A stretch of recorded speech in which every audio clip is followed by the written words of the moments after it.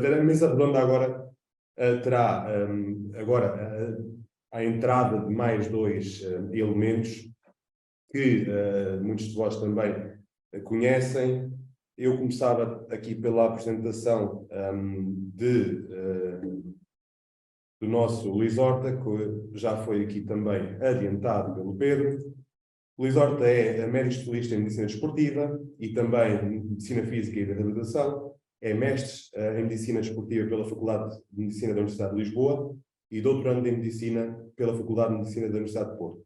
É professor auxiliar convidado na Nova Medical School, na Faculdade de Ciências Médicas da Universidade Nova de Lisboa e anteriormente também foi professor associado convidado na Faculdade de Educação Física e Desporto da Universidade Lusófona de Humanidades e Tecnologias.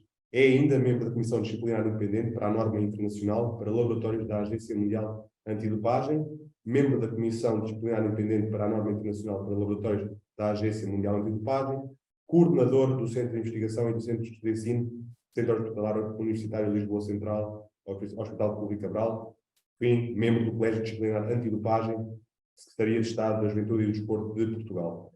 Temos, naturalmente, ou vamos ter, neste momento, ainda não conseguimos aqui contar com a presença, mas estamos a tentar tudo para ter a presença de Mário Lopes Ferreira, diretor-geral da Escola Nacional de Educação Física e Desportos, foi também diretor técnico do Comitê Olímpico da Guiné-Bissau, foi ainda diretor técnico interino da Federação de Futebol da Guiné-Bissau, é mestre em Gestão e Administração Desportiva na Universidade de Lleida, em Espanha. Como disse, com este painel não há razões para se preocuparem. Eu passo já de seguida a palavra ao Marco Aurélio Klein, que fez a primeira apresentação e será o moderador desta mesa redonda. Muito obrigado. Muito obrigado, né? Prazer estar com vocês aqui relembrando e reaprendendo e aprendendo mais das autorizações de uso terapêutico com o Pedro.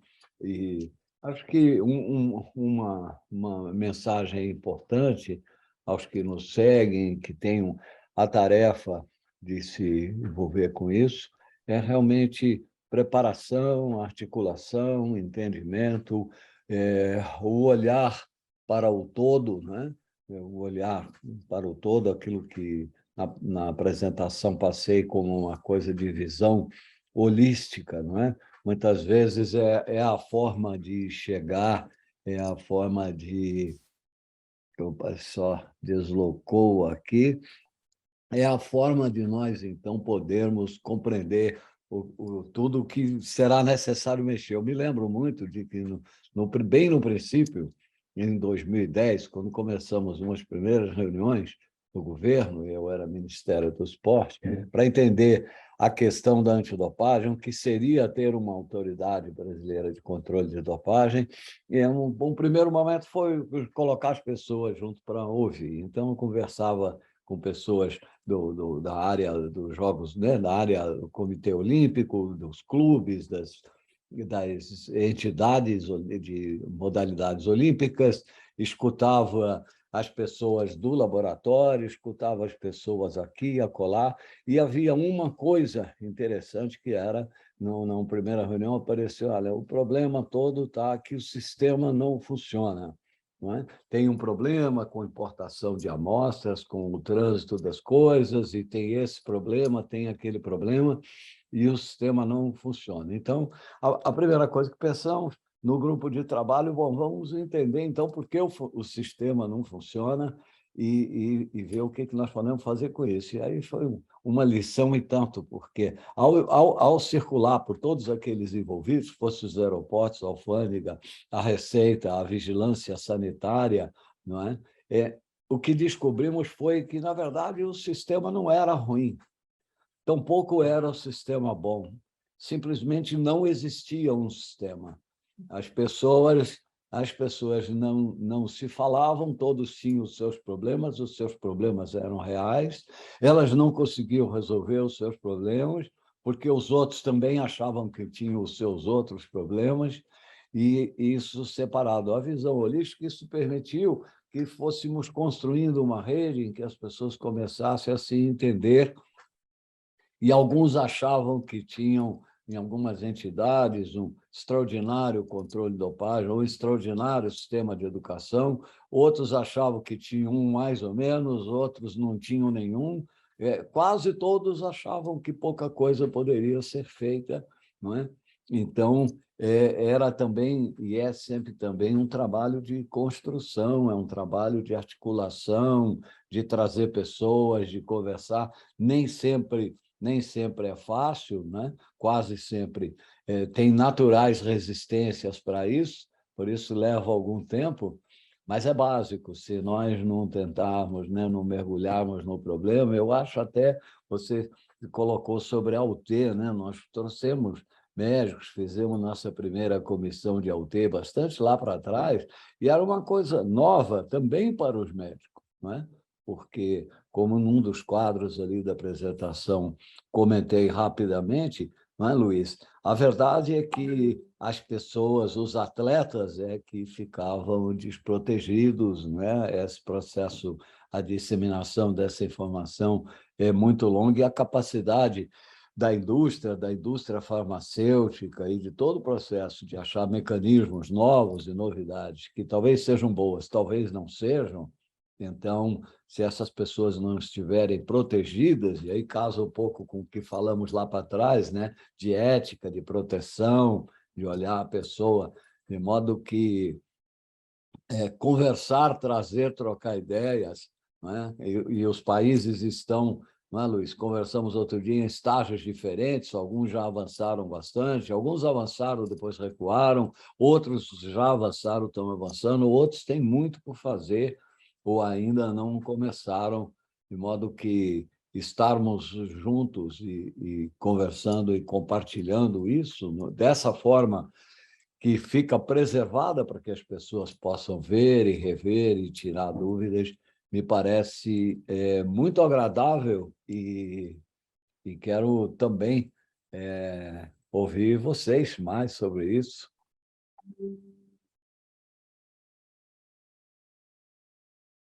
Por favor. Posso intervir? Por favor, meu mentor. Em primeiro lugar, é um enorme prazer estar aqui convosco e nesta mesa redonda. O meu agradecimento ao Panathlon Clube de Lisboa por me ter dado a oportunidade de dar aqui alguns inputs para a concepção deste bloco sobre antidopagem portanto, é com muito prazer que aqui estou. O tema desta mesa redonda é dopagem e antidopagem, situação dos países lusófonos, e, portanto, eu gostaria de começar por dizer que neste Ética Summit há algo que deveria, se calhar, ter acontecido de uma forma mais participativa. Nós temos falado muito aqui da situação em Portugal, temos falado muito da situação no Brasil, mas, infelizmente, temos falado muito pouco do que se passa no resto dos países da comunidade lusófona, e é com muita pena de nós não termos aqui o Mário Lopes Ferreira, porque ele podia nos dar esse input do que é que se passa, por exemplo, neste momento a nível da Guiné-Bissau. Porque muito provavelmente, para além de nós podemos partilhar aqui as nossas experiências, eu penso que o mais importante é o que é que nós podemos fazer em termos de cooperação. Não é? E, portanto, essa cooperação deve ser, em minha opinião, uma cooperação sem qualquer pudor, sem qualquer sobranceria. Portanto, deve ser uma cooperação onde nós devemos tentar ajudar onde é necessária ajuda, porque muitas vezes nós ajudamos e mais tarde necessitamos de ser ajudados. E eu vou-vos dar um exemplo. Portanto, durante alguns anos, o Laboratório Antidopagem de Portugal ajudou o laboratório brasileiro, o LBCD, e neste momento o LBCD foi extremamente importante também para a formação dos nossos técnicos, que permitiram a reacreditação do nosso laboratório há muito pouco tempo. E é disto que na realidade falamos, e a recente criação do RELAD, que é a Rede Lusófona Antidopagem, eu penso que será muito importante para nós colmatarmos aqui algumas diferenças que existem ainda nos países lusófonos. Porque, na realidade, a situação é muito diversa. É muito diversa e eu gostaria de vos dar o exemplo daquilo que se passou na cooperação tripartida Portugal, Brasil, Agência Mundial Antidopagem. Como o Marco Aurélio disse, houve um censo que ele próprio realizou e onde se verificou que a situação no Brasil era muito delicada e o Brasil iria receber, dentro de anos, os Jogos Olímpicos e Paralímpicos de Rio 2016. E, portanto, foi um trabalho extremamente profícuo, onde um país mais pequeno, com menos recursos financeiros, mas que naquela altura estava mais avançado na antidopagem, o Brasil, um grande país com um grande poder económico, com gente com muita massa cinzenta, não teve qualquer problema de solicitar a ajuda a Portugal e nós tivemos todo o prazer de colaborar para ajudar o Brasil e vejam o que aconteceu. Temos no Rio de Janeiro um dos melhores laboratórios a nível mundial neste momento de antidopagem e temos uma autoridade brasileira de controle de dopagem, a ABCD, que nos orgulha a todos nós e, portanto, aqui eu tive também o prazer com o Marco Aurélio de podermos, digamos assim, fazer um trabalho profícuo na implantação ou implementação dessa autoridade brasileira antidopagem. Portanto, há necessidade de trabalharmos mais do ponto de vista da cooperação e, essencialmente, naqueles países onde não existe ainda uma Agência Nacional Antidopagem e nesses países onde não existe e não se espera existir a breve trecho uma Agência Nacional Antidopagem, o que o Código Mundial Antidopagem diz é que deverá ser o Comitê Olímpico Local, nacional, que deve assumir essa responsabilidade e por isso eu penso que temos que usar o exemplo da cooperação entre Brasil e Portugal naquele momento para que, através deste relato, se estabeleçam outras iniciativas. Claro que neste âmbito já muita coisa foi feita, sempre querer prolongar, por exemplo, nos Jogos da Lusofonia, nos primeiros Jogos da Lusofonia em Macau, nos segundos Jogos da Lusofonia em Portugal, houve estratégias e programas antidopagem extremamente bem elaborados e sofisticados, e isso foi extremamente importante para sensibilizar todos os praticantes. Temos os Jogos do CPLP, que são para gente mais jovem, onde podemos ter a oportunidade de, no mesmo país, no mesmo espaço, podermos educar muitos praticantes esportivos que nunca tiveram contacto com a antidopagem, e isso é importante. E para terminar esta minha participação semente inicial, eu gostaria que, se tivermos algumas dúvidas para onde é que devemos começar, a dúvida não existe, porque devemos começar pela educação. Esse é o primeiro passo.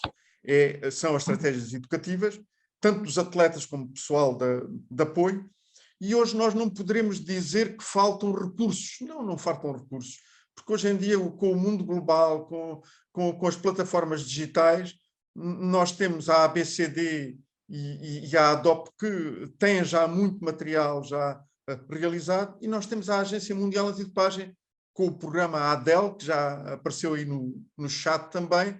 O programa ADEL é um programa de educação com diversos módulos, educação de praticantes, educação de treinadores, educação de pais, de médicos, do que vocês possam pensar ou não estar a pensar neste momento, e, portanto, é gratuito pode ser feito num só dia ou pode ser feito cada um dos módulos durante diversos dias e no final é uma pequenina avaliação e a pessoa recebe simplesmente um certificado. Portanto, acho que aqui na realidade, o ponto de partida é, na realidade, trabalharmos muito na educação para que não aconteçam, às vezes, o que acontece, que é o primeiro contacto de um atleta com a antidopagem é ter um caso positivo, e ter um caso positivo porque, pura e simplesmente, nunca foi informado, nem nunca foi educado.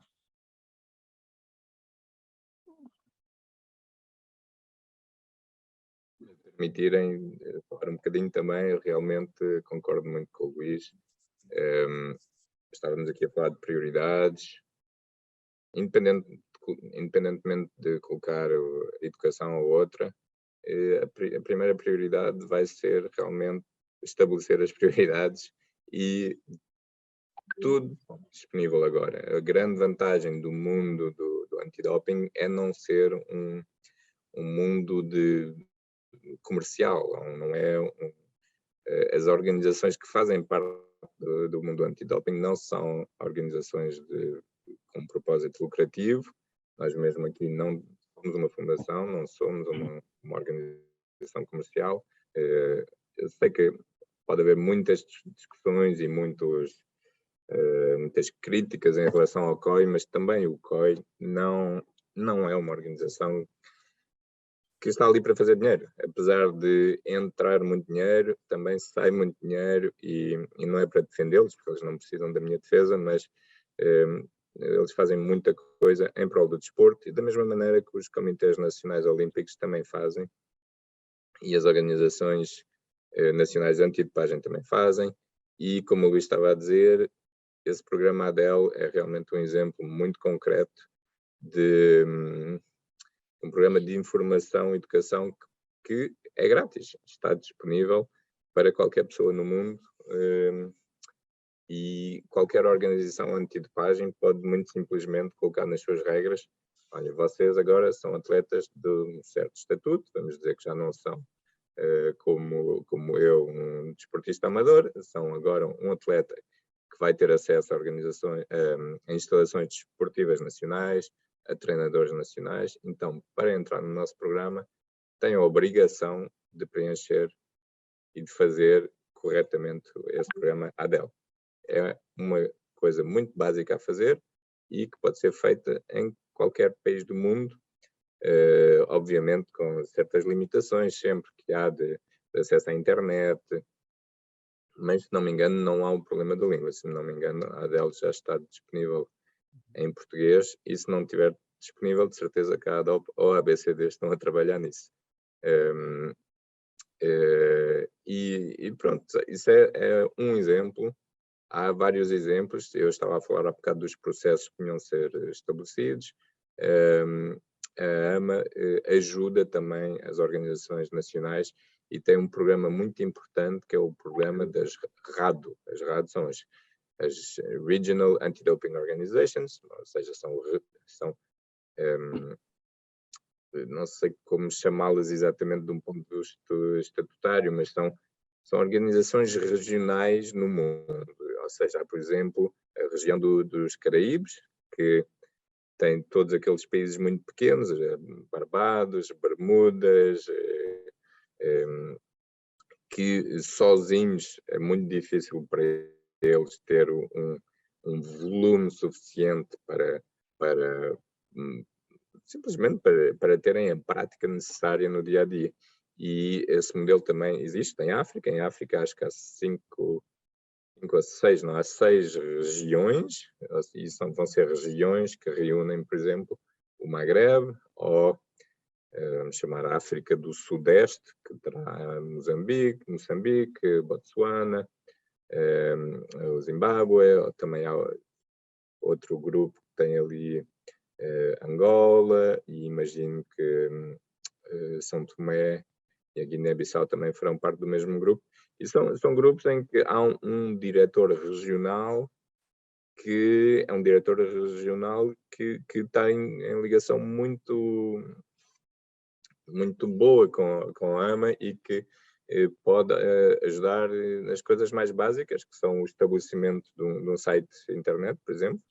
Eu há bocado mostrei a página, uma página que veio diretamente da Adobe. Eu hoje estava, para fazer a apresentação, estava como uma pessoa que está a descobrir coisas, porque eu já não, como eu disse, eu nunca trabalhei em português. Então, o que é que eu fiz? A minha vantagem é eu saber onde posso buscar informação. Então, a primeira coisa que eu fiz foi ao site da Adobe, não fui ao site da ABCD, desculpa, Marco, mas fui ao site da Adobe e encontrei diretamente tudo o que era preciso sobre o vocabulário e sobre o que é uma AUT em português. E realmente, no mundo inteiro, as outras organizações podem fazer a mesma coisa, porque não temos aqui um segredo comercial. Ninguém está aqui a tentar fazer dinheiro. E isso é, para mim, um dos elementos mais importantes e uma das coisas que faz que eu gosto tanto de trabalhar neste meio, não é? É que não tenho uma pressão para fazer dinheiro ou para arranjar estratégias comerciais, apesar de nós precisarmos sempre de dinheiro para funcionar, não é? E todas as organizações do mundo vão ser a mesma coisa. As agências nacionais, e aí o Marco provavelmente saberá falar melhor do que eu e o Luís, as organizações nacionais terão um funding, receberão o orçamento que vem do Estado, parcialmente ou totalmente, e depois têm que arranjar estratégias às vezes originais para conseguir arranjar fundos. E pronto, vou agora parar aqui e passar talvez a palavra ao Marco ou ao Luís para mudar de tema ou continuar no mesmo tema, não sei. Não, eu acho que você abordou uma questão importante, que é a questão de orçamento, né? Sobretudo naquelas entidades que estarão ligadas a governos em transição, mudam. Então, é muito importante também que as pessoas que estejam envolvidas com essas entidades estejam sempre muito atentas para conseguir seu orçamento, para entender o processo, justificar esse orçamento, manter este orçamento, né?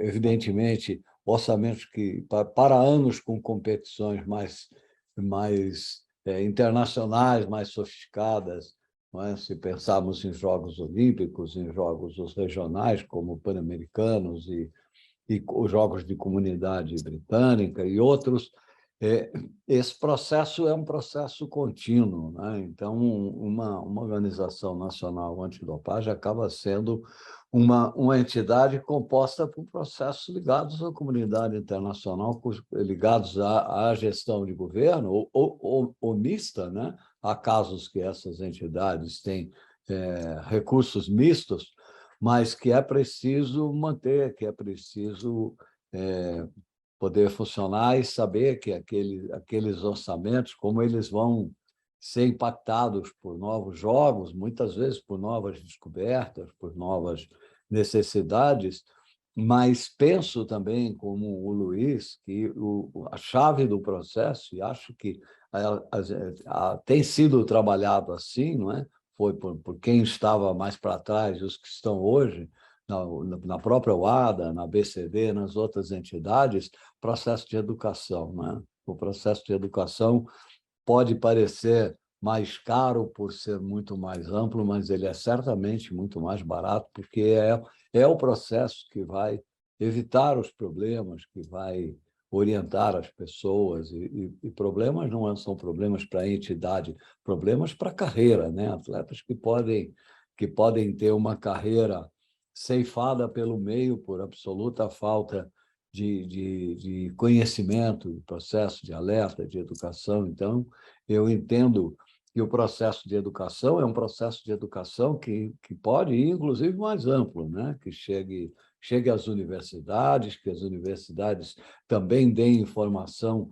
do ponto de vista do que significa tratar a luta contra a dopagem, também como uma forma médica, de um olhar médico da preservação do corpo, da saúde, né? Então, me parece que cada vez mais, e muitas entidades têm feito isso, que mostram um sinal Bom, e o mundo digital de hoje, essa forma das plataformas digitais, permite demais isso, né? Então, cada vez mais os atletas, suas comissões técnicas, as suas famílias e os seus próximos, todos poderem conhecer e ter alerta e ter muita facilidade de ter informação, e aquele que não é atleta também entender o que é ser um atleta, né? O que alguém pode caminhar para um atleta, o que é ser um atleta, a responsabilidade de um atleta, o desenvolvimento do atleta, a vida duríssima, né, do atleta, juntando aí cada qual seu talento, seu esforço. Se me permitem, o que nos une é a língua, não é? O que nos une, é por isso que nós estamos aqui, não é? E é por isso que é tão fácil nós estarmos aqui a falar uns com os outros, porque todos nós falamos português, não é? E, portanto, na realidade, é verdade que existem os escritórios regionais, as NADs, não é?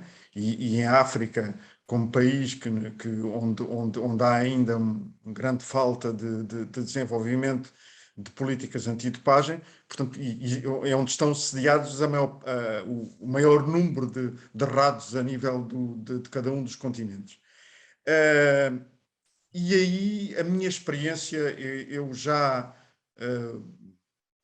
fui formador em antidopagem em todos estes países, exceto em Moçambique, onde já estive a fazer formação, mas foi no âmbito da medicina desportiva, não foi da antidopagem, mas de resto já estive em todos eles.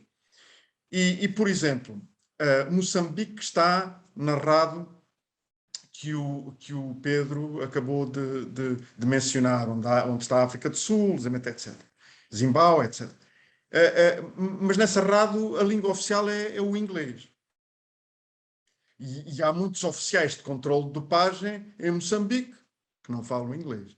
Portanto, aí há logo uma barreira enorme. Por exemplo, quando eu estive a fazer formação na Guiné-Bissau, onde formei os primeiros 5 oficiais de controle de dopagem, a pedido da Agência Mundial Antidopagem, a Agência Mundial Antidopagem disse-me para eu levar a apresentação bilingue em português e em francês, e claro, quando cheguei lá, os 5 ninguém falava francês. Portanto, eu tive que fazer integralmente a formação em português.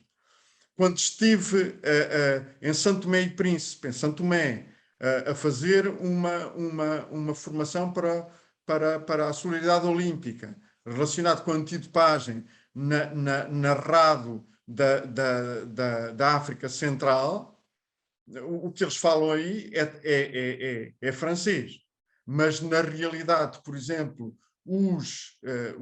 as pessoas de São Tomé e as pessoas da Guiné-Bissau que estavam presentes nessa formação, teve que haver tradução simultânea porque eles não dominavam o francês e acabámos por ter que falar em francês, mas depois fazer a tradução a seguir para português. Portanto, os problemas da língua são, na realidade, um obstáculo, e é aí que nós podemos ajudar. Pegando aqui no nosso colega, e aqui congratulando-me com a presença dele, o André Siqueira, do Brasil, ele tem toda a razão. Por exemplo, no ADEL, há poucas coisas em português. Portanto, há essencialmente, todos os módulos estão em espanhol, por exemplo, que já é alguma facilidade semente para nós. Mas a grande maioria das coisas estão noutras línguas e não estão semente em português. E como ele muito bem disse, o André, muito provavelmente estão em espanhol porque a comunidade de língua espanhola juntou-se para que isso acontecesse. Tal e qual como penso que nós temos que nos juntar, e mais uma vez, a rede lusófona antidopagem será extremamente importante para termos essas versões também em português, e fundos não faltarão, porque na Unesco existem fundos para financiamento deste tipo de iniciativas, e tenho a certeza que um projeto destes de traduzir, de ajuda monetária para traduzir os conteúdos do ADEL, portanto, seriam facilmente aprovados, e o Marco Aurélio até pertence a esse comitê de aprovação pelo Brasil, portanto, seriam facilmente aprovados. Portanto, eu penso que é isto que nos falta, e eu sou uma pessoa muito pragmática, portanto, não sei o que é que se está a passar neste momento na rede lusófona antidopagem, mas na realidade penso que foi formada há pouco tempo, mas gostaria muito que estes problemas fossem resolvidos por essa rede que foi recentemente criada. E é interessante, Luiz, você coloca uma coisa que é muito a parte, a movimentação, conseguir recursos, né? Uma saudação ao Siqueira é uma boa lembrança. É importante, é também uma coisa cultural, né? Eu me lembro que quando fizemos o site da ABCD e que colocamos o link na UADA, eles colocaram lá Brazilian Anti-Doping Authority. Eu digo, não, é a Autoridade Brasileira de Controle de Dopagem, em português. É o nome dela em português, deve estar aí em português. Pode pôr uma tradução ao lado, com quantas línguas, melhor, claro, mas o nome dela é português, é a Autoridade Brasileira de Controle de Dopagem. Dizia eu, à época, não é? Não era de doping, nós temos uma língua, então uma coisa também cultural que nós próprios, comunidade lusófona, nós possamos, e nos orgulhamos da língua, trabalhar para que ela repouse, não é? Como acontece, por exemplo, com as coisas da língua espanhola, que eles cuidam com muito carinho, com muita dedicação, e isso fortalece todas as línguas, né? Porque, na verdade, fica uma troca que é muito mais simbólica, muito mais cultural, muito mais fácil chegar ao atleta, seja na lista de substâncias, seja na consulta, seja no site, ele se sentirá sempre mais confortável quando ele encontrar uma comunicação que seja na sua própria língua, da maneira mais simples possível. Eu estou irmanado aí nesse processo e disposto, por certo, a colaborar. Há aqui uma colega, que é a Teresa Rocha, que diz: até quem sabe, em colaboração com a Confederação Lusófona de Treinadores e no módulo ADEL para treinadores, haver aqui uma parceria. Claro que todos serão bem-vindos. E aqui ela dá uma oportunidade para eu contar uma pequenina história que é curiosa. Portanto, em Portugal nós temos o Programa Nacional de Formação de Treinadores. Eu desde a primeira versão, e esta agora na segunda versão, eu fui o autor sempre dos módulos antidopagem, que estão no grau 1, 2 e 3, mas vocês não sabem a dificuldade que eu tive para que no Programa Nacional de Formação de Treinadores fosse incluída a antidopagem, porque o que se preparava era que nós não tivéssemos espaço lá. Portanto, o pilar da atividade desportiva são os treinadores, portanto, são eles que são pilares de tudo. Se eles passam por um sistema de formação onde não ouvem falar de antidopagem ou de manipulação de resultados ou de outras áreas da integridade, então, ou de ética, onde é que nós vamos ensinar isso? E foi preciso eu pedir uma audiência ao secretário de Estado para lhe contar: o Sr. secretário de Estado tem que me ajudar, porque isto é impensável. Ele disse: Luís, isto é realmente impensável, isso vai se resolver. E ele, com 2 telefonemas, resolveu-se a situação. Mas vejam só como às vezes ainda há no movimento desportivo algumas pessoas que pensam que a formação não é importante e que a educação não é importante. Portanto, claro que ela é a base, como todos nós já falamos até aí. Marcelo, se me permite, eu iria lançar aqui um repto.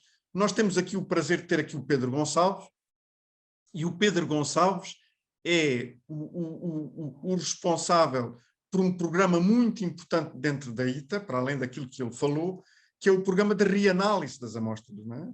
Portanto, as amostras que são recolhidas em grandes eventos desportivos. Isso acontece penso eu, desde 2000, de Sydney, 2000.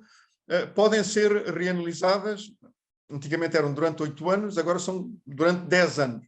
E, portanto, isso tem sido extremamente importante para que atletas possam receber medalhas que tinham perdido, fruto deste programa de reanálise. E, por outro lado, também, outra coisa, Pedro, trabalhando tu na ITA, que é uma organização de nível global, que problemas é que tu já constataste no teu dia-a-dia com solicitações que vêm de países da lusofonia? Portanto, tens deparado com algumas dificuldades, com maiores dificuldades. Eu gostaria de te ouvir nessa experiência. Quero começar, Marco? Não, por favor. Talvez antes de passarmos a isso, eu realmente completar aquela informação da educação. Nós aqui trabalhamos realmente com os atletas quando eles já estão no topo, não é? Já fazem parte da seleção nacional, já vão aos campeonatos do mundo e pensamos, ou pelo menos eu penso pessoalmente, que não é aos 18, 19 anos que se vai fazer a educação de uma pessoa, não é? É ali a 13, 14 anos, quando se começam a construir valores morais e então só para dizer que é realmente muito importante o envolvimento das agências nacionais e mais uma vez, estamos a repetir-nos um pouco, mas da educação, mas educação mesmo no sentido de educação, ou seja, formação moral e formação intelectual, e realmente eu continuo escandalizado sempre que ouço essas histórias que dizem que um treinador não tem que ser formado na antipagem. É escandaloso. Quanto aos contactos, então passando à pergunta seguinte, nós realmente aqui trabalhamos então com os Jogos Olímpicos, é o nosso maior parceiro, e trabalhamos com todas as federações, com a maior parte das federações internacionais desportivas. Temos ciclismo, natação, mas temos também esgrima, canoagem, remo, tiro ao arco, e então esse é o nível em que costumamos trabalhar. Por força das coisas, sendo os países, vamos dizer, dos CPLP africanos, não têm uma performance muito elevada, normalmente. Assim, de repente, não me lembro nos últimos Jogos Olímpicos de ter havido uma medalha ou até uma performance top 8 de um atleta moçambicano ou da Guiné-Bissau. Cabo Verde e São Tomé são países mais pequenos, mas Moçambique e Angola podíamos imaginar já que teriam atletas de alto nível. Mas não é o caso. O Brasil é diferente. O Brasil tem atletas de altíssimo nível. É uma herança dos Jogos de 2016, porque houve um grande programa de treinos que foi lá feito. Então, aí temos relação. E Portugal, pois, vamos dizer que está um pouco entre os dois.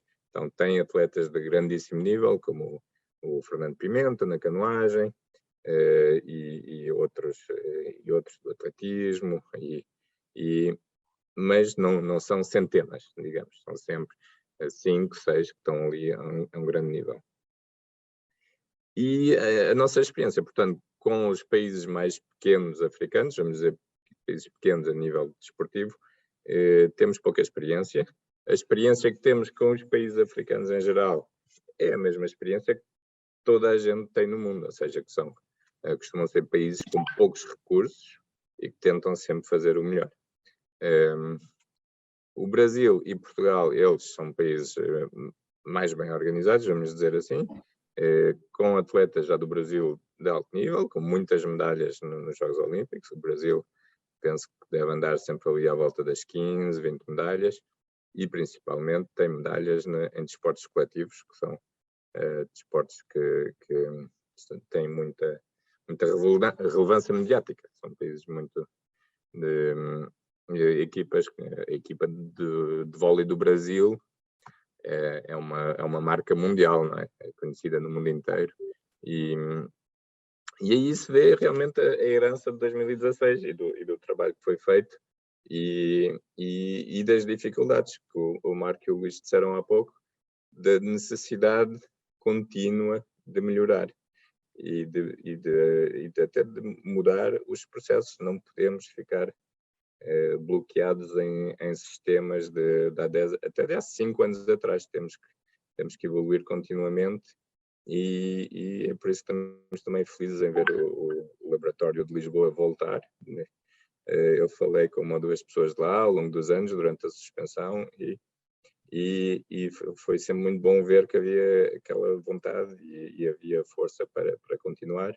E o Laboratório do Brasil, então, é o nosso, não sei como dizer, é o nosso bebezinho da América do Sul, não é? Que nós queremos que continue ali forte, porque é agora o único laboratório na América do Sul que está a funcionar. Abriu um de análises sanguíneas, acho que no Panamá, não sei se já está a funcionar. Bom, Panamá que nem é na América do Sul. O de Bogotá, penso que continua fechado. E então temos ali realmente o Rio como uma âncora na América do Sul, que é perfeitamente essencial. E é mesmo uma coisa, como é que eu ia dizer? Nós conversamos, estabelecemos as regras, a partir das regras tentámos, durante as apresentações, mostrar as implicações práticas, tentámos, o Marco e eu, falar e mostrar como é que as coisas iam etapa por etapa, não é? Primeiro ética, depois regras, depois na prática o que é que acontecia. E os laboratórios são uma peça fundamental da coisa, ou seja, se uma pessoa faz um teste no sul do Chile, a amostra tem que ir até ao Rio, ou seja, ou de avião, ou de barco, ou de bicicleta, não sei como, mas tem que ir até ao Rio. Então, quando são amostras de urina, é razoavelmente fácil, mas quando são amostras sanguíneas, há um tempo limite que tem que ser respeitado. E então, ir das montanhas da Colômbia ou do sul da Argentina ou do norte da Venezuela até ao Rio não é fácil. E tanto na Europa, mais uma vez somos privilegiados, não é? No mundo, né? Economicamente. Então, na Europa há muitos laboratórios. Há quem diga que há demais, mas temos Lisboa, temos Madrid, Barcelona, Paris, Roma, Atenas acho que está fechado, Bucareste reabriu há pouco, temos um em Helsínquia, Londres. Então é muito importante ter essa rede, porque principalmente nas análises sanguíneas, que são uma das grandes evoluções dos últimos anos do antidoping, é o passaporte sanguíneo, são as análises sanguíneas. Este tema da velocidade, ou seja, do tempo que demora entre a amostra até a análise no laboratório, é muitíssimo importante. Então, eu estou a escapar um bocadinho ao tema, mas eu queria dizer o quanto gostamos do Laboratório do Rio e do Fernando, que é lá o diretor. O Fernando Henrique. Henrique, que é lá o diretor, e é uma pessoa muito competente e grande guitarrista. Isso não sabia. Eu sou um mau guitarrista, então... Eu sou um mau guitarrista também. Henrique é um bom guitarrista. Realmente era para dizer o quão importante é às vezes, como depende às vezes de uma só coisa. Se o Laboratório do Rio fechar, o antidoping na América do Sul perde 30% de eficácia. É uma coisa mesmo muito, muito importante. E seria importante haver mais laboratórios na América do Sul e em África. Em África havia 2, havia um na Tunísia e um na África do Sul. O da Tunísia fechou e o da África do Sul não se...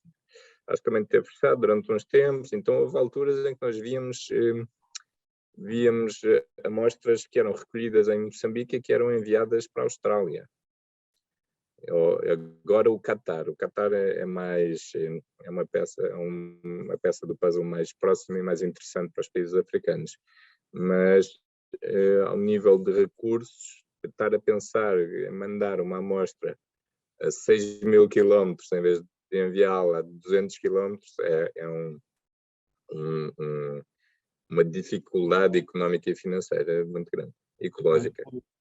Eu queria aproveitar esse gancho que você colocou, Pedro, porque volto um pouco ao que falei lá na minha apresentação sobre a coisa da política de Estado e da visão holística. Não é?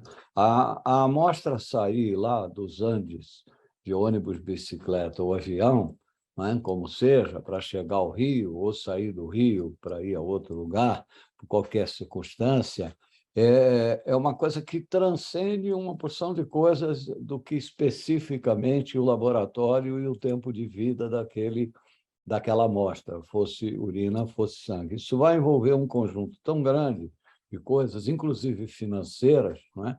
Que é o custeio dessa operação, não é? A rede que vai ser envolvida nisso, os processos de segurança, os processos de trâmites burocráticos alfandegários, os processos das entidades de vigilância sanitária, que em alguns países são muito mais exigentes do que outros.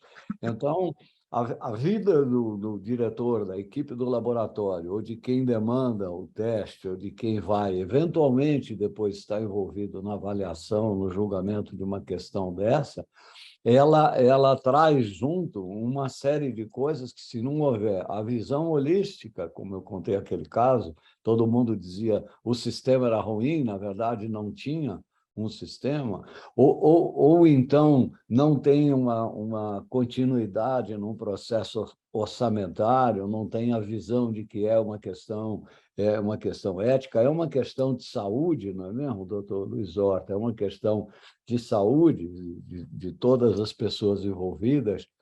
Daí que eu sempre vejo como muito importante que as entidades envolvidas na organização, seja a ABCD, seja a DOP, sejam as entidades que forem, não é? Os comitês olímpico, paralímpico, os que trabalham com eles, como é o caso do ITA, não é? O ITA, todos estão ligados a um processo que é um processo que vai garantir recursos, que tem uma legislação. Nós fizemos no Brasil, quando veio essa história, como vai ser transportar amostras, se precisar, em algum momento, ou receber amostras, não é? ou transitar amostras, ou até mesmo os frascos vazios. Nós, na ABCD, então, fizemos uma experiência. Nós mandamos amostras, porque os laboratórios também vão receber amostras nos seus processos de teste de auditoria da UADA. Então, nós mandamos amostras não de verdade, não é? Simuladas, mas embaladas, tudo adequadamente, de toda essa forma, para vários laboratórios no mundo, não é? E pedimos que eles mandassem para nós, no Laboratório do Rio, e para nós na ABCD, apenas para que eu pudesse acompanhar, e as pessoas ficariam surpresas se vissem os resultados. Nós tivemos um caso de amostra perdida, se eu não me engano, 45 dias ou 50 dias no aeroporto Kennedy, em Nova York.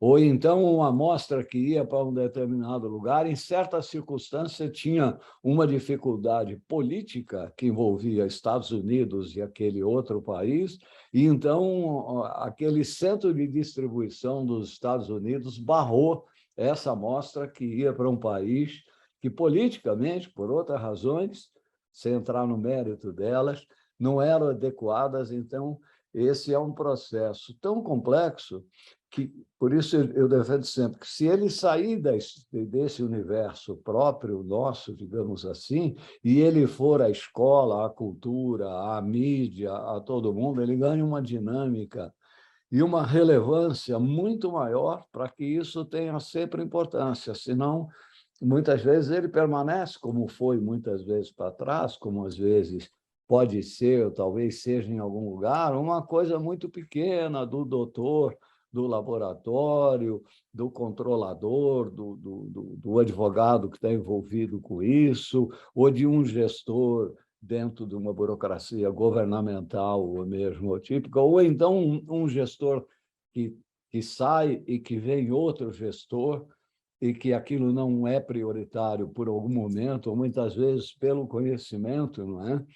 Então, algumas vezes nesse processo que eu pude viver a experiência longa de encaminhamento dele, nós tivemos um momento que tinha uma pessoa que acordava, preocupava-se com isso, e outro momento alguém que, por outras razões, muitas vezes justificáveis de importância de determinada hora, isso já não era tão importante. Mas o ciclo é o mesmo, né? Eu precisava fazer aquele caminho, que tinha um caminho que precisasse chegar, no caso, ali estabelecido como os jogos. Uma curiosidade, Marco Aurélio, Pedro...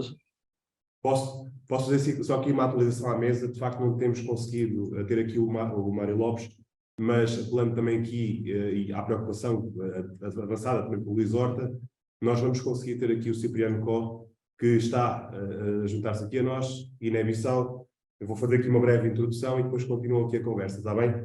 Portanto, ele é em supervisão pedagógica na Universidade de Santiago, é licenciado em Educação Física e também foi coordenador da Ética no Desporto de SES, atualmente professor e treinador de handball e também faz a coordenação de Educação Física da SAB, Grupo e Personal Trainer. Cipriano, aqui umas notas, umas palavras introdutórias para assim englobar aqui nesta mesa maravilhosa. Som. O microfone está desligado, Cipriano. Ok, boa tarde a todos, bom dia por onde estão. Estou aqui da Guiné a mandar grandes abraços calorosos para todos os participantes aqui e obrigado pela oportunidade, pelo convite de estar aqui e poder partilhar também aquilo que é a nossa realidade guineense quanto antidopagem. Fui diretor de alta competição na Direção-Geral do Desporto, Secretaria de Estado de Juventude e Desporto. Então, daí já sei como é que é a estrutura geral do Ministério. E nós, quanto ao gabinete de antidopagem, há uma comissão criada e essa comissão está gerida mais ou menos mais pelo futebol, porque eles é que fazem mais a participação quando dizem alta competição, competições internacionais. E também a nível do Comitê Olímpico temos judo e temos a luta, que é uma das modalidades que, como é que é em comparação com o futebol, é das primeiras, porque já temos muitas medalhas de ouro a nível continental e a nível mundial, a participação destas duas modalidades, já temos muitos troféus nesse sentido. Então, o controle antidopagem é feito sempre, recorrem sempre ao país vizinho, se não vão ao Senegal. Se não vão ao Senegal, procuram outros países, às vezes até a Portugal, para poderem fazer testes, poderem estar dentro daquilo que é normativa que a organização sempre está a agir. Que é verdade que isto, como não temos aqui o gabinete, aquilo passa a ser controlado pelos comitês olímpicos, mas a comissão, como é que eles chamam de Comissão de Medicina, Associação de Medicina Desportiva, que está lá vários especialistas, mas o gabinete propriamente dito em si não está criado. É uma das convenções que a nível da Secretaria de Estado de Juventude e Desporto já foi ratificado, já antes no passado não tinham cotas em dia, aquilo já está em dia, só que ainda a nível político, a nível de engajamento político, isso ainda não foi feito para o país poder ter um gabinete que pode estar a controlar todo o fenómeno que diz respeito à antidopagem. É verdade que ainda, como não há nenhuma estrutura própria criada, não há nenhum exame feito a esses atletas que nós temos de alta competição, então ficamos aquém de expectativas, poder ter os dados propriamente para poderem estar aqui e partilhar isso convosco mais em detalhes.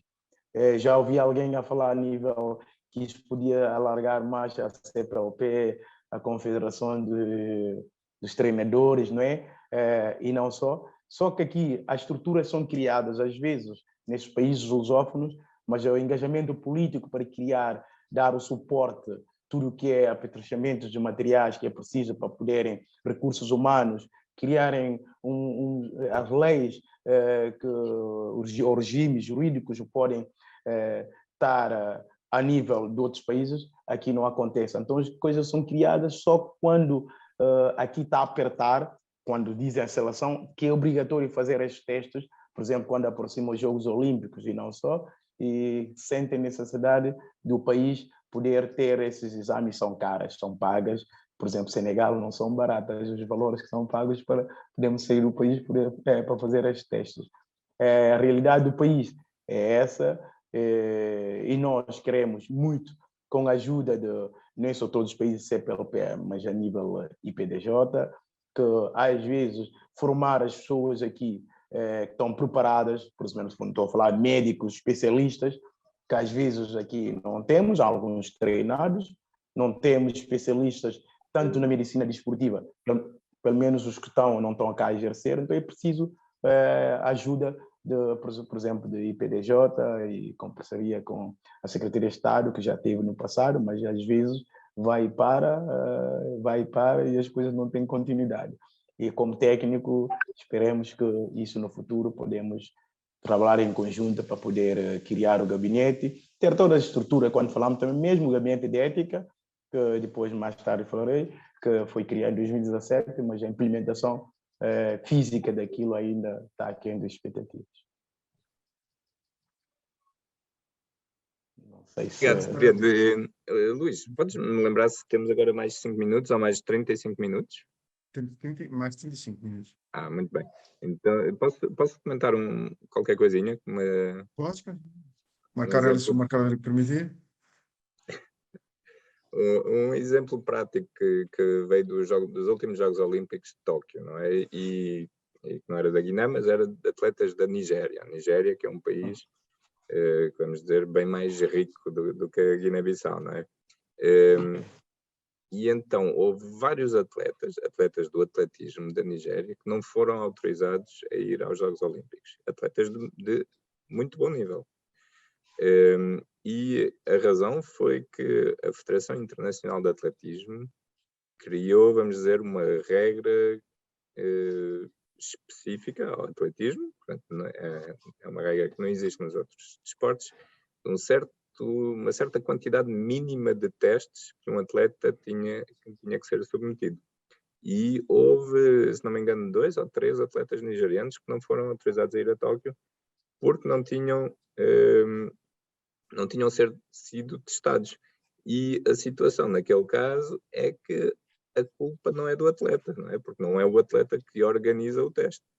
É uma situação que nós comentamos muitas vezes aqui, que é, antes dos Jogos Olímpicos, é dizermos, será que vamos criar uma regra que diz que um atleta é obrigatório que seja testado antes de ir aos Jogos? E é uma regra que, em teoria, seria muito boa, mas que, na prática, é muito complicada, porque, mais uma vez, não é o atleta que organiza o teste. O atleta só, digamos, sofre o teste. E até tivemos, não sei se posso contar isto, mas lá vamos contar, temos atletas, às vezes, que chegaram aos Jogos e que disseram: tomem, estou aqui, façam-me um teste, eu estou aqui, por favor, se for preciso pagar, eu pago. Porque no país deles, por uma razão ou por outra, eles não tinham sido testados. Então, pronto, era só uma história um bocadinho prática que eu queria contar aqui. Se eu posso intervir, Cipriano, muito obrigado pelo seu contributo. E acho que, por exemplo, a situação da Guiné-Bissau é um bom exemplo para a gente perceber as dificuldades, não é? Sim. Eu tive em 2013 a fazer a formação dos 5 primeiros oficiais de controle de dopagem na Guiné-Bissau e portanto, fizemos também os primeiros controles de dopagem no país, portanto, no Estádio Nacional, e portanto lá foram os melhores atletas das lutas amadoras, do judo e do atletismo que estiveram presentes. E, portanto, as amostras depois foram enviadas por um laboratório acreditado, neste caso o Laboratório Semente de Lisboa, e, portanto, eu queria chamar a atenção para, na realidade, as dificuldades relacionadas, que já foram aqui faladas, relacionadas com o transporte das amostras, não é? Que o Pedro já falou e que o Marco Aurélio também já falou. Se vocês me perguntarem qual foi o grande ensinamento que eu trouxe dos meus 2 anos no Brasil, foi essencialmente trabalhar num país onde as coisas têm uma dimensão e as distâncias são enormes, não é? E, portanto, isto foi preciso trabalhar muito, e o Marco Aurélio falou aqui de alguns pormenores, mas nos transportes das amostras isso foi fundamental, até, por exemplo, com as empresas de transporte aéreo, não é? Porque muitas delas punham também problemas ao transporte das amostras na cabine, portanto, só permitiam que fossem no local onde elas, principalmente as amostras de sangue, poderiam ter, e mesmo de urina, poderiam ter problemas. Portanto, também aqui, nós, no espaço lusófono, com 2 países que têm um laboratório semente acreditado, isso poderá ser extremamente importante, porque, por exemplo, em África, não é só o problema de ter um laboratório próximo ou não, é também a possibilidade de ter um transporte aéreo que garanta o transporte das amostras. Eu, quando estive a fazer a formação em Santo Tomé, houve pessoas de países da África Central que demoraram 3 dias para ir para Santo Tomé e 3 dias para retornar ao seu país de origem. Portanto, reparem, a Guiné-Bissau, por exemplo, não participou porque os seus representantes não conseguiram chegar a tempo e horas a Santo Tomé.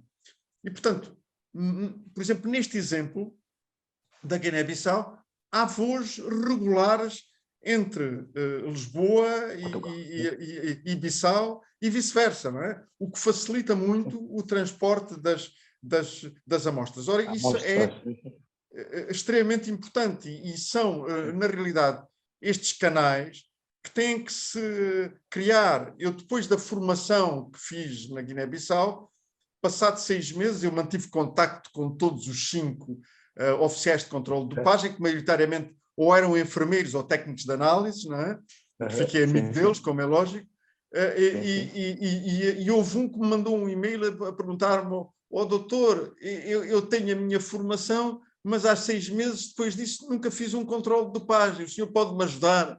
E eu disse-lhe: olha, nesse aspecto eu já não posso ajudar, mas isso tem que ser falado com as vossas autoridades e com a Agência Mundial Antidopagem, que foi quem me mandou fazer esta formação à Guiné-Bissau. Portanto, isso é extremamente importante, assim como é importante também a formação dos mais jovens. Eu não resisto a contar-vos uma história que aconteceu nos segundos Jogos da Lusofonia. Nos primeiros Jogos da Lusofonia foram em Macau. E, portanto, foi a primeira. Houve controle antidopagem, porque a organização em Macau era extremamente proativa e, portanto, e arranjou, formou pessoas, o laboratório de Pequim serviu para a análise das amostras, etc. A segunda edição foi em Lisboa, e, portanto, nós montámos um programa também antidopagem muito forte, com a componente educativa também presente, e pela primeira vez realizámos controles fora de competição, não só em competição, como aconteceu em Macau, mas fora de competição.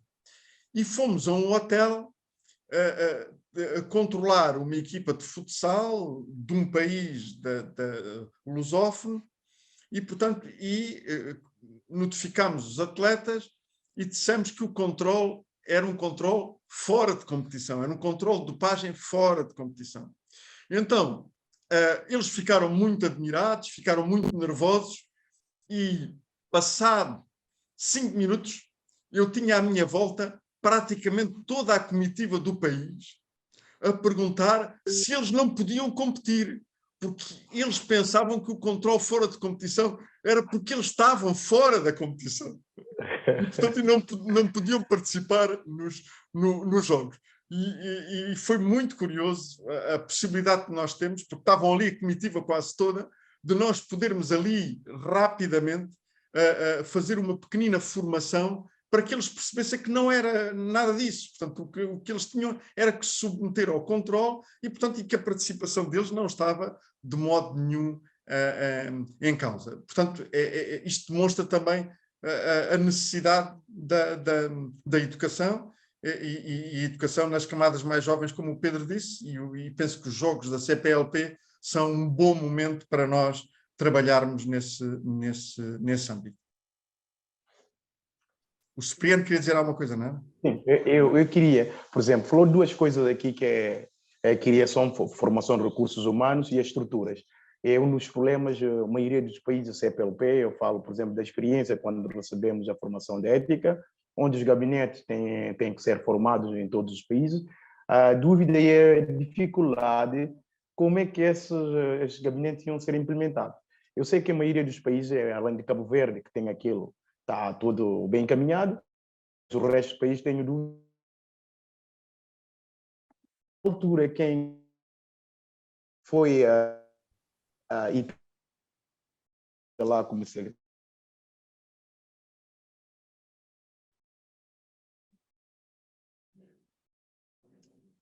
Eu não estou a ouvir o Cipriano. Pois não. Acho que perdemos a ligação com Daqui, está a me ouvir? Agora, O gabinete? Então as Sim. coisas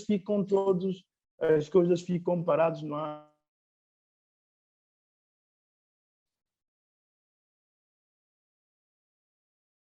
Deixámos de ouvir outra vez o Cipriano. Marco Aurélio, eu recebi através do presidente Mário Almeida aqui uma questão relacionada com a situação a nível dos países lusófonos dos regulamentos antidopagem, se realmente existem regulamentos antidopagem e a que nível, se são a nível das confederações, das federações, etc. Portanto, como todos nós sabemos, e começando por responder a essa pergunta, portanto, a situação no Brasil está completamente resolvida, em Portugal também está completamente resolvida, e também, penso eu, em Cabo Verde. Desconheço o que é que se passa, por exemplo, em Angola, em São Tomé, na Guiné-Bissau. Em princípio e em teoria,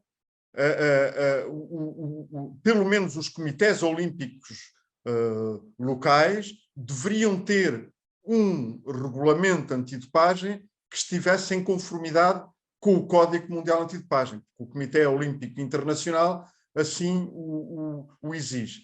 Mas se calhar, se o Cipriano, por exemplo, nos pudesse dizer alguma coisa sobre isso, se existe na Guiné-Bissau, se o Comitê Olímpico da Guiné-Bissau tem um regulamento antidopagem. O Comitê Olímpico, como devem saber, indicaram o Mário Lopes Pereira, então isso confirma que eles têm esse regulamento. Mas o regulamento, às vezes, tem que estar alargado por todas as federações. O que acontece é que aqui, como a Federação de Futebol tem mais dinheiro, acham às vezes que são superiores a toda a estrutura. Então, falta aqui como é que é a dimensão de cada estrutura, por exemplo, o Comitê Olímpico, que controla todas as federações que estão lá, modalidades olímpicas, e aqui às vezes não é respeitado. É o que acontece aqui no país, mas o Comitê Olímpico tem todas as estruturas, é o que mais tem a relação com as federações internacionais e apoiam outras federações nacionais. Muito bem. Se não se importam, eu estava aqui a ver a lista das agências e das federações que tinham que a WADA tinha feito uma auditoria e são países muito grandes e federações muito grandes. Temos a Rússia, os Estados Unidos, a FIBA do basquete, o voleibol, Suécia, Croácia. E estava-me também a lembrar que a França, até o ano passado, teve grandes problemas em estabelecer as regras ao nível da lei do país. Então, é só para dizer que se algum dos países lusófonos estiver a ter problemas assim, não são os únicos a ter problemas, e não é só para dizer que não é uma coisa fácil. Pode parecer fácil, porque a WADA envia as regras e diz copiem as regras. Parece fácil, não é? Mas as leis de cada país são diferentes e é preciso encontrar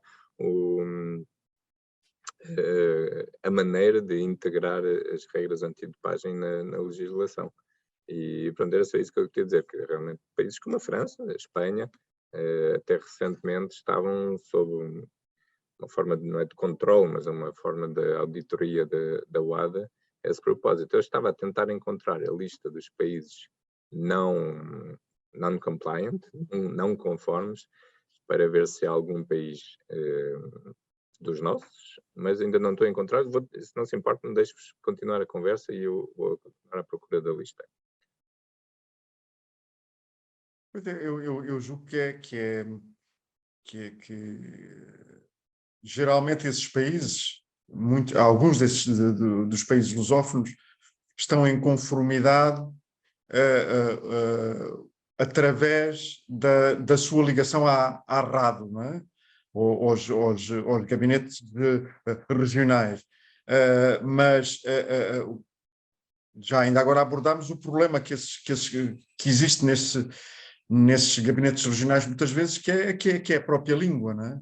E por isso aqui, mais uma vez, a função desta rede lusófona antidopagem pode ser extremamente importante, não só em termos de estratégias de educação, mas também importante para dar ajuda, digamos assim, a estes países para estabelecerem os seus regulamentos antidopagem e a sua estrutura antidopagem. Portanto, penso que isso é extremamente importante e penso que não há criar outras estruturas, porque tendo sido criada esta rede lusófona antidopagem, penso que todos os esforços devem ser encaminhados para aí e não estarmos aqui a tentar arranjar outras formas de relacionamento e até junto das RADs oferecer a possibilidade de nós podermos ajudar quando se trata de ações de formação onde é preciso ter uma formação em português. Não é?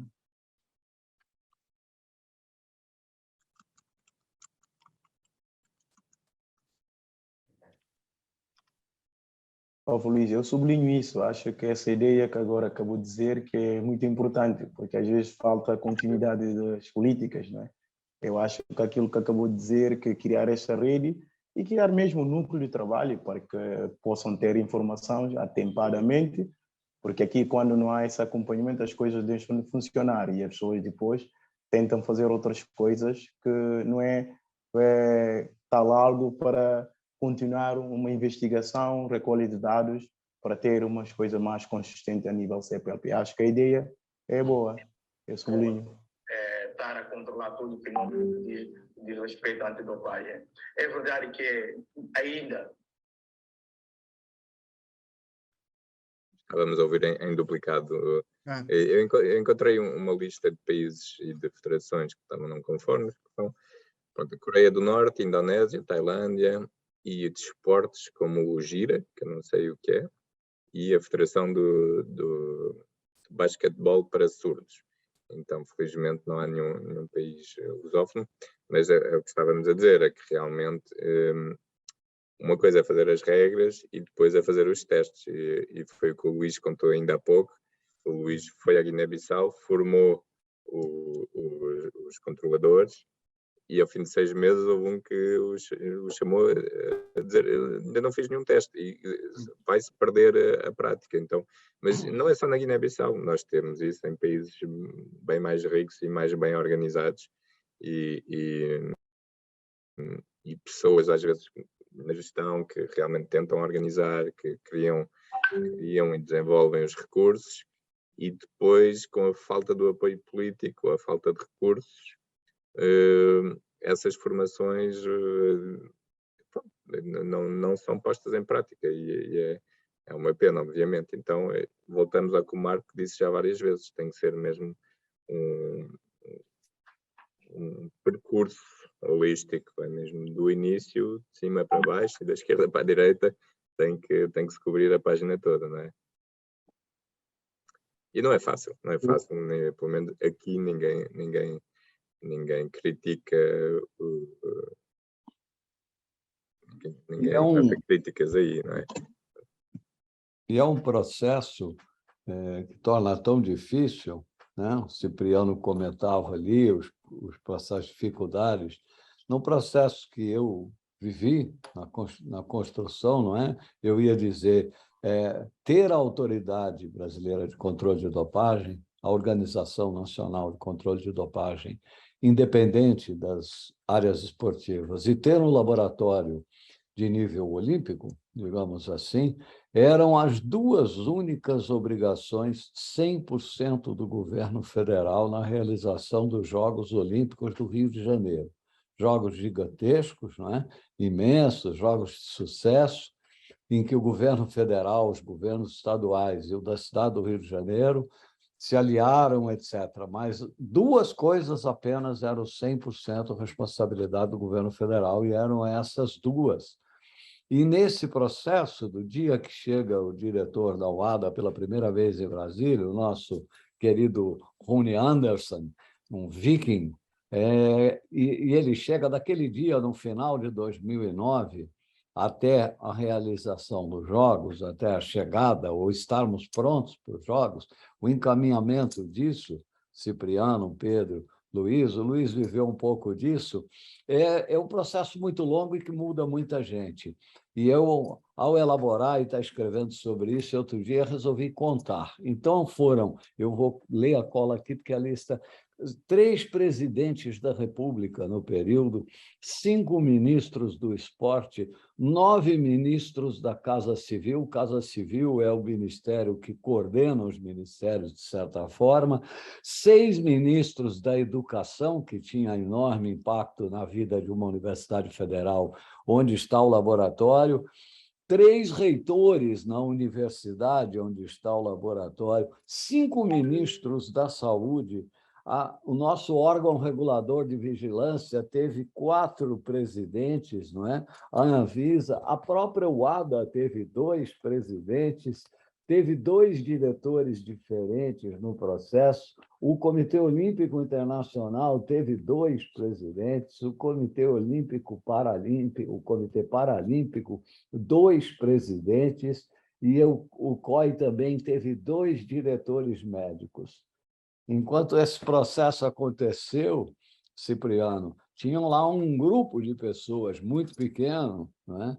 Que chegou em algum momento, assim, digamos, num núcleo mais de comando de uma dúzia, de 14 pessoas, empurrando e lutando para que isso ficasse em pé. Então, no meio disso, ter mudanças de legislação, como muitas vezes é necessário para se atender àquilo que é o código, e talvez não pudesse ser diferente, senão não precisava ter um código mundial, não é? Cada país teria o seu, portanto, é compreensível a busca desse entendimento, mas é um processo muito difícil, porque alguns países isso nem é muito na legislação, e alguns outros países, como é o caso do Brasil, aspectos da questão esportiva fazem parte da Constituição do país, né? Não é só uma legislação específica do esporte ou outra, é constitucional. Então, é um trabalho muito longo, e acho que nós todos aí, Luiz, da comunidade lusófona,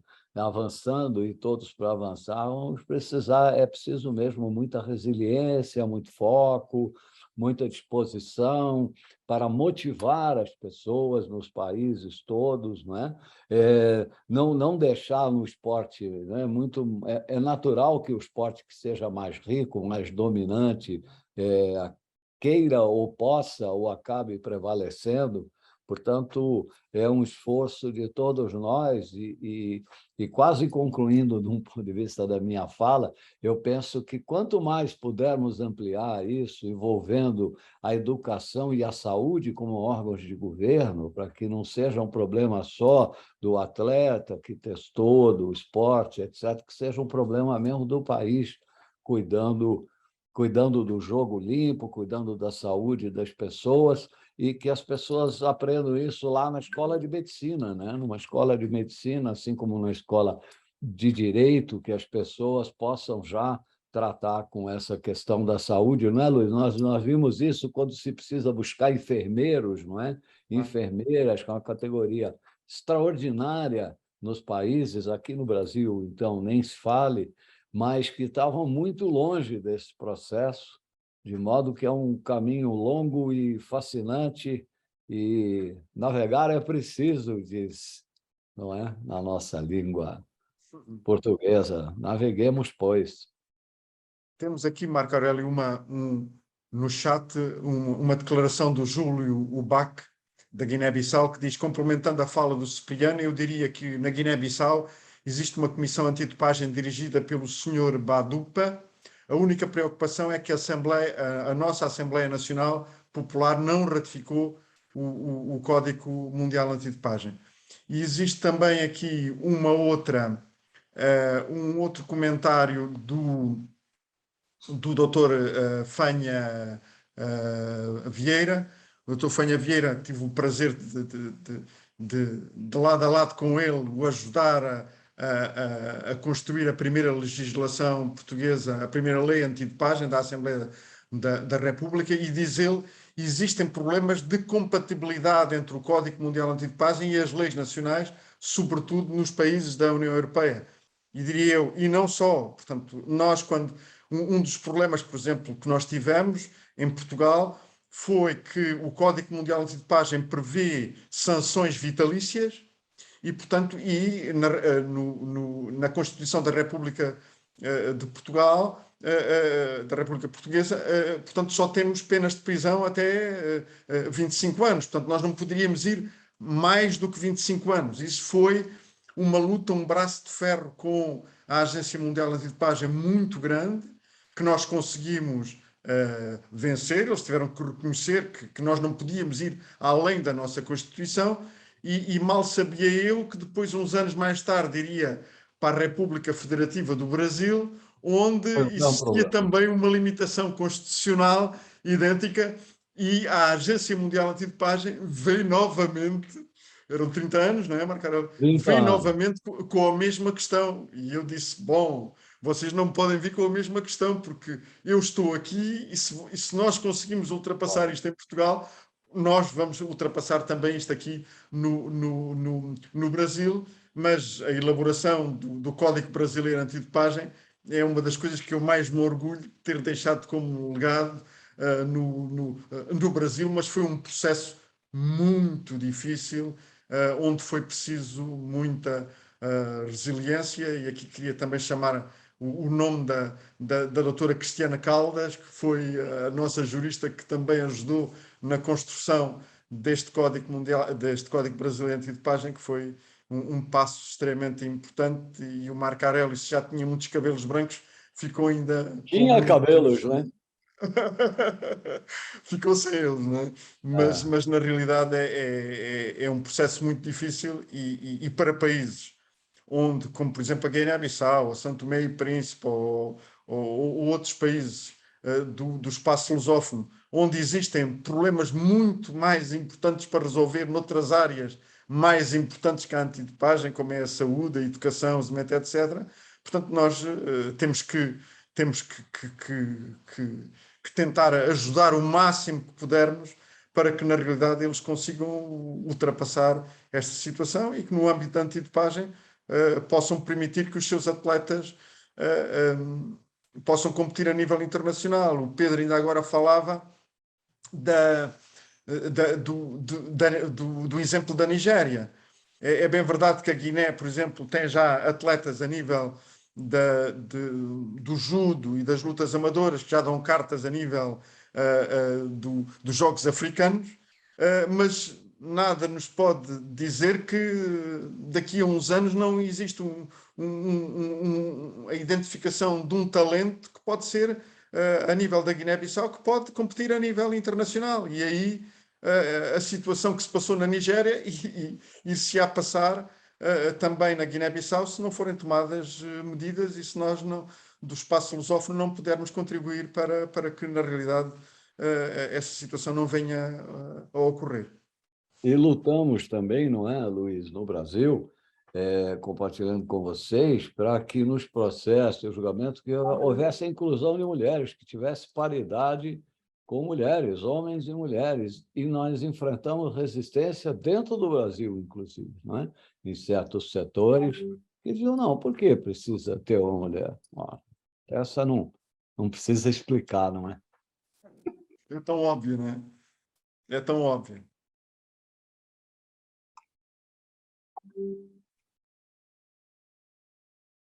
Bem,